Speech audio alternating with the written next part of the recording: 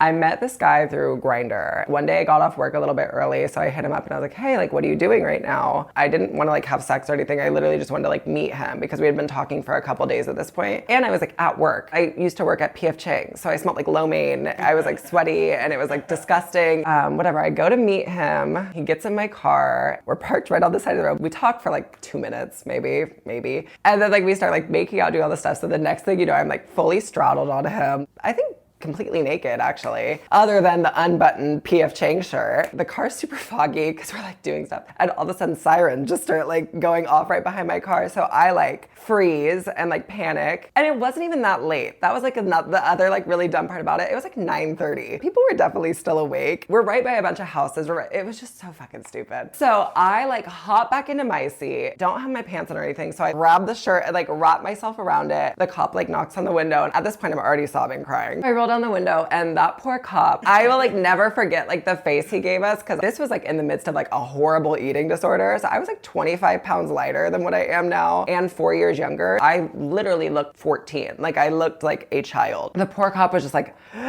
you know that you're not supposed to be here. Like literally just pointed directly at me and he's like, and you know that you shouldn't be with this kid. I'm gonna give you 5 minutes. If you're not driving off this street in 5 minutes, I'm gonna come back and then there actually will be a problem. So I'm like sobbing and I'm just like, okay, I'm so sorry. I've never done anything like this. Mind you, I have done many things like this. My grandma caught me one time and she was like, what are you doing? I was like, so I was honestly really bummed out because I was like, this guy is never gonna talk to me again. Like this was terrible. This was like awful. But the next day I thought it was really funny. So I'm telling all my coworkers at work and then I show him to one of my old best friends. She was like this beautiful trans girl and I show her the picture and she goes, what's his name? And I was like, what do you mean what's his name? His name is Jonathan. And she's like, his name is not Jonathan, because they dated for like 6 months. Pulls up his Facebook. Turns out he's married. It turns out he's like in like this whole like situation. And then like 4 days go by and then he does reach out to me. So I like kind of confronted him, which it was right after he just blew me in a parking lot. And I was like, by the way, I know what your real name is. I know that you're married and I know that you're lying. And he was just like,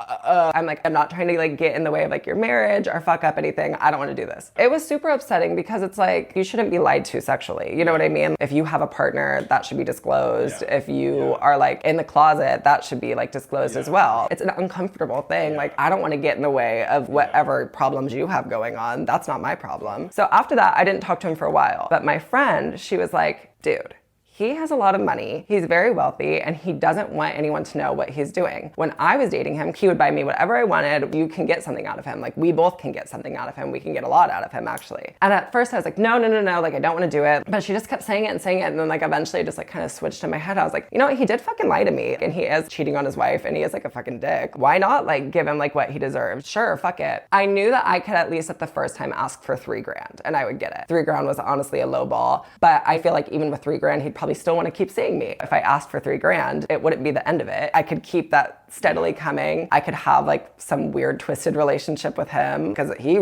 really liked me and I like was very attracted to him as well. So I unblocked his number and I like text him, and literally like within like 20 minutes he was like, oh my God, like I've been like waiting to hear from you. I want to see you. I've been messaging you like crazy. And when you have someone blocked, you don't see any of the messages that they're sending you. And it's not like when you unblock them, they all come. I mean, I wish that they did. It would have been great. I would love to see what he said. Maybe I didn't have to do any of this blackmail thing. Maybe he was gonna offer me something anyways. The next night, I was like, okay, like I'm off work at 8 o'clock. I'm gonna go home, shower, and then I'll meet you like at like this place. So I tell that shouldn't say the name. I tell her that I reached out to him. We kind of come up with like a little bit of a plan. I share my location with her. You stay on standby. I'll try to go to a place that's somewhere near where you are. If anything happens, I'm just gonna call you and you just come straight to me. Like just stay right by your car. And so we met in a bowling alley parking lot. I get in his car and all of a sudden he starts like driving off from where we were, which like I didn't think we were gonna do. I thought we were just gonna like sit in his car, talk. And so I'm like trying to very slyly text her being like, so we're not by the car anymore and I don't totally know where we're going. And also he's acting really fucking weird, because he was acting really fucking weird. Very fidgety and very like off. Definitely not the type of person that I had like been hanging out with before. And we're like talking, I'm like, how have you been? Like, it's been so long since we've seen each other. I'm gonna get to the point, so I need to like ease into it. At one point he's like, close your eyes. As he's driving, he's like, close your eyes. And I'm like, what do you mean close my eyes? And he's like, just close your eyes. So I like literally go like this. I don't know what this person's gonna do. Oh yeah, eyes are closed. What if this guy like is really fucking mad at me because I just like said that I know his secret and I know all this shit. And like, I told him already I didn't want to see him ever again, but now I'm here. You know what I mean? And I hear him like rummaging through the bag and I'm like, oh my, he's gonna like kill me. Like he's gonna like grab a gun or he's gonna like, something is gonna happen. He just pulls out this rainbow jockstrap and he's like, put it on. And I was like, right now? Yeah, put it on. Like super aggressive. Okay, so I fully start undressing and then I'm fully undressed, just like a rainbow jock strap on. It's a leather seat. I'm completely stuck to the seat because I'm also sweating a little bit because I'm fucking nervous. And I think at one point I even was like lightly crying because I was just like, this is so stupid. What the fuck am I gonna do? And now I can't even have my phone on me because all my clothes are on the floor. Eventually he's like, suck it. And I like look at him and I was like, what? And he like unzips his pants and like pulls out his dick and I was like, no, at least pull over. He does pull over. I did it for like 2 seconds, put my head up and I'm like, I don't fucking want to do this. And then he literally grabs the back of my head and like jams his like dick down my throat. I'm done. And then all of a sudden the phone starts ringing on his car and I see it and I know it's his wife because I know her name. He answers it and you literally just hear her sobbing, crying. She's like, where are you? Like, what is going on? I haven't seen you in a couple days. He's like yelling back and forth at her. This is all on Bluetooth. I hear absolutely everything that's happening. He grabs the phone and like storms out of the car and he like continues to scream her and I'm like, here's my chance. I grab my phone. I need to get the fuck out of here. Like, come fucking get me right now. This man is crazy. I don't know what the fuck is wrong with him. He was tweaking, like, long story short. And I could tell that he was after a minute because I just know what that looks like. And I like could tell he had done too much of something. I didn't know what it was. And then he like gets back in the car. We start driving and he just kind of like starts getting super irritated again. And I'm just like trying to talk him down. I'm trying to calm down the situation. Eventually, he literally just like grabbed me by my throat and slammed me up against the back of the seat of the car, like really fucking hard. So out of fucking nowhere. It kind of took the wind out of me, honestly. And then he just starts choking me as hard as he can while he's driving. He doesn't have either of his hands on the steering wheel at this point. And I'm like fighting for my life. I'm grabbing like his fingers and I'm trying to like peel them away. Can't do anything, can't breathe. I like kind of like